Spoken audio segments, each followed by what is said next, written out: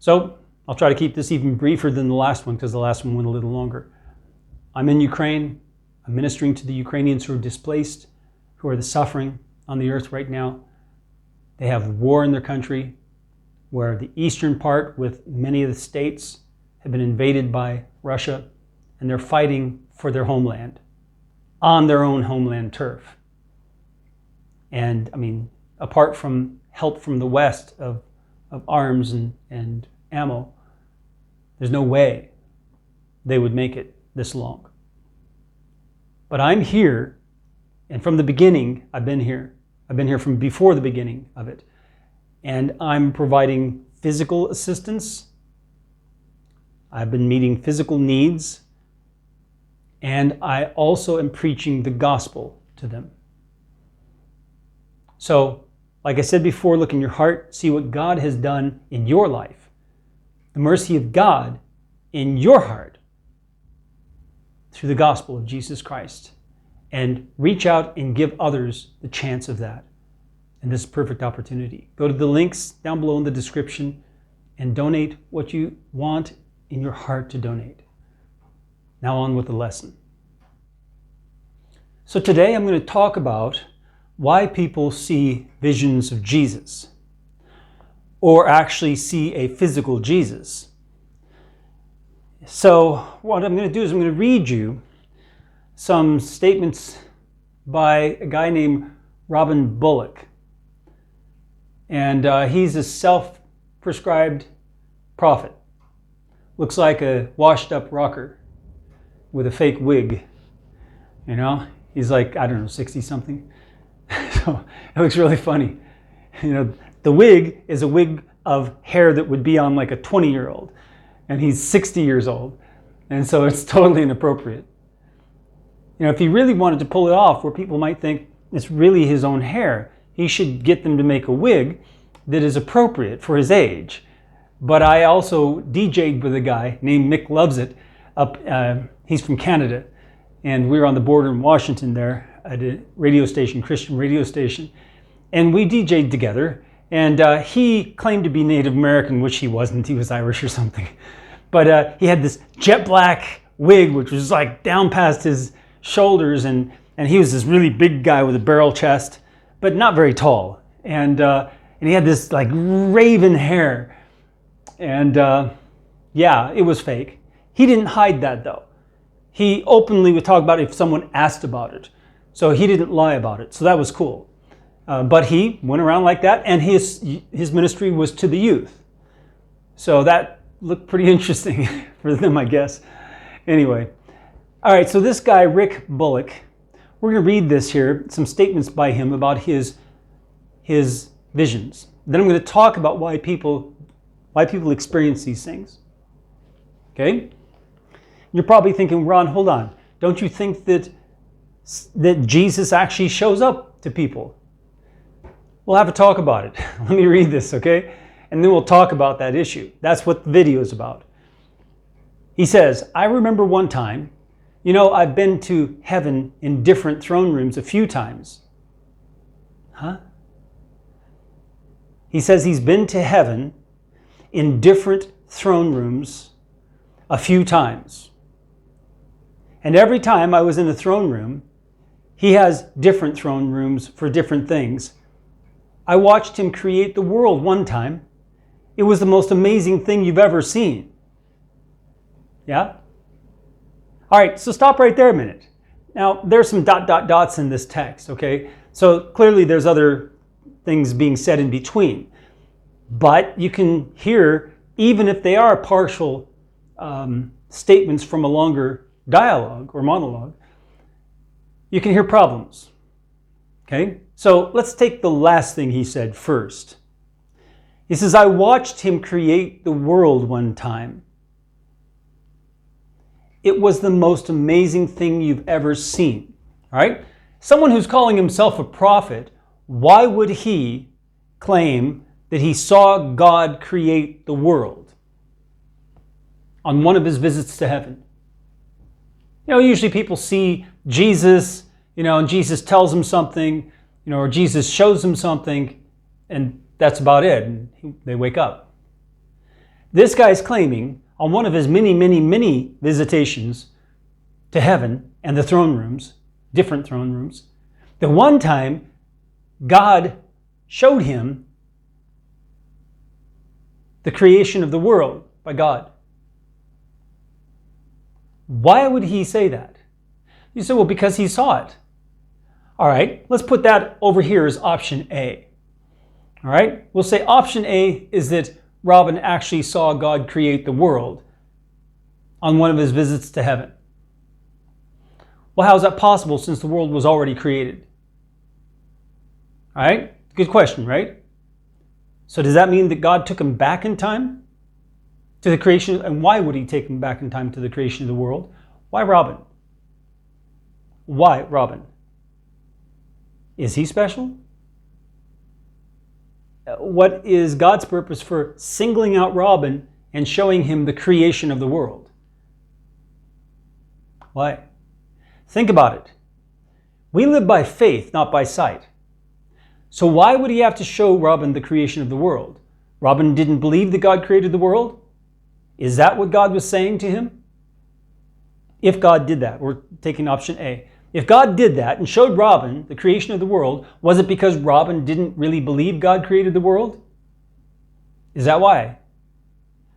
Which would mean he was special in a way, being a self-proclaimed prophet who didn't believe that God really created the world. All right, so that's option A. All right, what are the other reasons he might have shown Robin the creation of the world? There are none. If God actually took him back in time to show him the creation of the world, there's only one option why he was doing it. And that was to correct Robin's lack of faith in God as the creator of everything that exists. Okay? Option A. What's option B? Option B is that Robin really didn't see God create the world. You say, that's mean, Ron. No, that's option B. If Robin didn't really see God create the world, but he's saying that he did, what would be his motive? Think about it. He's a self-proclaimed prophet. He's dressing up in cosplay as a washed-up rocker with fake hair that's the wrong age group for who he is. He's all faux, fake. He's fake. He's pretend. It's a show. It's a show. He's calling himself a prophet. He's the one choosing to dress up like a washed-up rocker. He's the one with the fake wig on. He's the one with the fake wig that is not even his appropriate age group.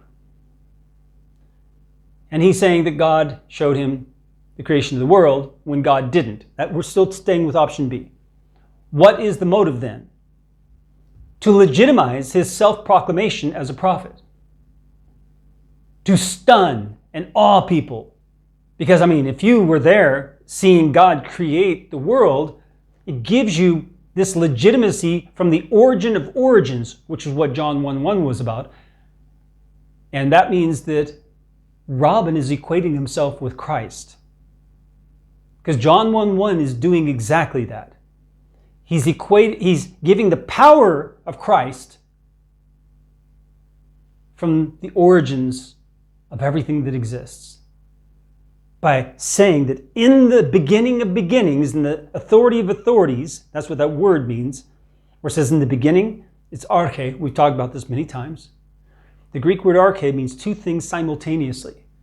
The beginning of beginnings and the authority of authorities. In the beginning, an authority was the Word.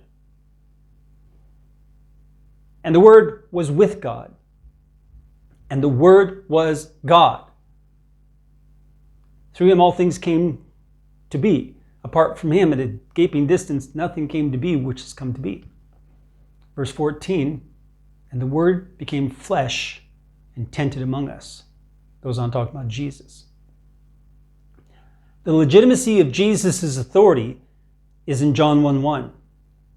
That he was there with God in the beginning when everything was created. That everything that we touch and interact with and depend on physically was created through the Word. And not only that, the Word was God. Then the Word became a man and dwelt among us. And Robin is making a similar claim by saying he was there in the beginning when God created everything, making himself equal with Christ. Now, he would never claim that overtly. It's all implicit with these false prophets. He wants you to feel that as if it were true, without him saying it overtly, because if he says it overtly, someone like me, someone like I can come along and say, Robin said exactly this. Here, I am equivalent to Christ. I'm on the same level as Christ. See, he claimed it. So if it's overt, then we can nail him, right? We can accuse him. We can say, you are guilty of claiming to be the same as Christ. But the thing is that he thinks he can get away with it, with these subtleties. And the other option is that he may not be consciously doing that. It could be a demon. They have Antichrist spirits who are leading them, these false prophets. You know that from our video on the Antichrist. Go watch it. It's very important. It shows how the Antichrist, which is not a man, the Antichrist who has already come and is here, is a spiritual being. And that's what John says. And from him, he sends out Antichrist spirits to deceive those who call themselves Christians into believing that spirit who's talking to that person is God or Christ. And then they tell people that God told me this and God told me that. And they become a false prophet at that moment. There were many false prophets that went out from us because they weren't of us. And it says why, the Antichrist spirits. And so, since he's a false prophet, the Antichrist spirit who's speaking to him could be the one manipulating his emotions and his thoughts to make him make this kind of declaration. What they don't count on is that God has his own agents whom he has raised up from an early age and equipped over the years to do the fight against them. And I'm one of them, and you know that. If you watch these false prophet videos and these false teacher videos, go watch the playlist of the false prophets. I'll put in about 5 or 10 seconds, I'll put the playlist for the false teachers. Go watch them. You'll learn a lot. All right, let's keep going. He says, and when you got to the end of it, but the white throne, it's set up on about 7 tiers. And when you looked down at it, it was massive. It was a massive thing, and it was inside this cube of gelatin. It was like clear gelatin, and it went around in a square around him and his whole throne. You could see his hair. You could see the outline of it inside that and his beard. So the white throne is where the judgment's supposed to take place according to Revelation. Okay? And he's trying to describe things that you don't read in the Bible while still kind of including some minor details like it being white and it being a throne. And then adding these other things to it that are more impressive in his mind than what we read in the scriptures. So what does that remind you of? Do you remember the warning in Revelation? Do you remember that? How about this? So Revelation chapter 22, verse 18. For I testify to everyone who hears the words of the prophecy of this book, the book that talks about the white throne and the judgment. if anyone adds to these things, God will add to him the plagues that are written in this book. And did he not add to the things in Revelation? Did he not? Trying to impress you with what he could imagine, what he thought he saw? If it's the Antichrist spirit who's feeding him these things or giving him the vision, he's still guilty. It's right there in Scripture. He should know better. He's being deceived by an Antichrist spirit for a reason, because he refuses to love the truth and be satisfied with what God has revealed. That's some of the guilt of these false prophets, is right there. They go beyond and they add things that are not there. There is no way on God's green earth, either this one or the new earth, that you can deduce from the text here that there is a gelatinous cube encasing the white throne in a kind of room with 7 tiers. Okay? Now there are other things you can deduce. And when you deduce it just because it is there, right? And it makes sense because of what's there, you're not adding to the things. That's different. But when you're saying something that you cannot get from the text here at all, you are adding to these things. And they're justifying it by saying they saw a vision of it, or they visited heaven, like God brought them to heaven and they saw it. And that is where they legitimize breaking this right here and bringing a curse on their heads and causing you to believe the lie. It gets better. He's watching all of this and his eyes full of fire, and he's just watching. And inside this cube of gelatin, it was clear, like it was pure energy. It was power. It was just like electricity alive inside this cube. He's using the same fake words that unbelievers use to try to talk about God or spiritual things and make you believe through the physical things that are not easily tangible, to make you believe that that thing, which is a physical thing, is what spiritual things are. No. No. Look, if you've ever read anything that was New Age, I had a lot of contact with New Agers up in Washington State. And they always talk about the spiritual things in terms of energy. Yep. Among each other, they also throw in power. They talk about power of different beings and creatures. And electricity is also thrown in there as part of the energy idea. And they don't mean it metaphorically. But they don't mean, well, some of them do mean literal energy and literal electricity.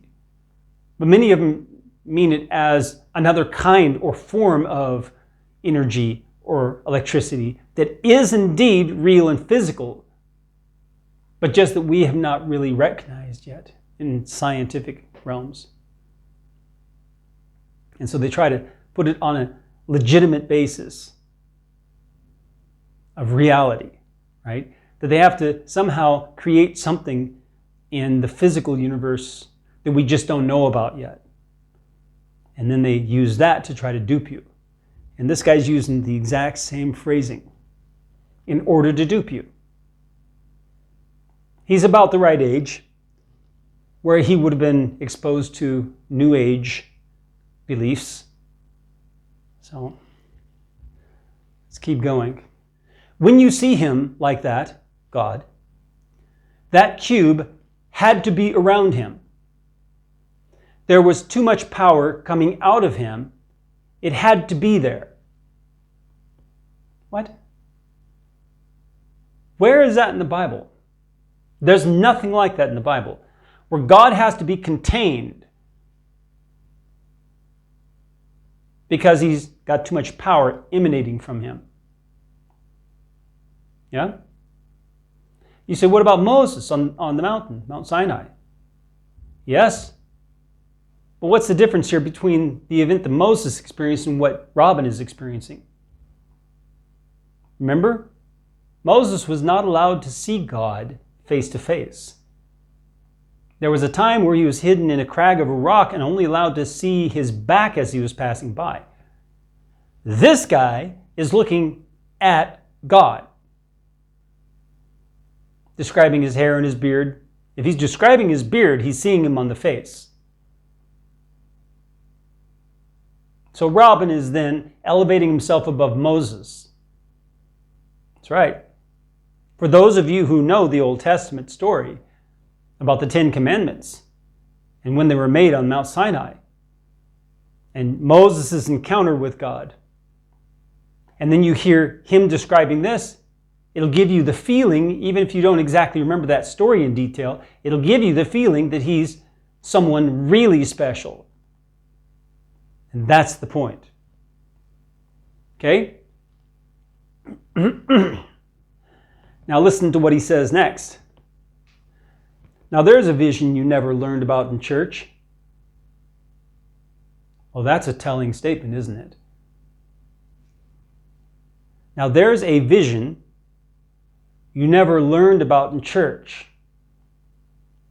Tell me what he's doing.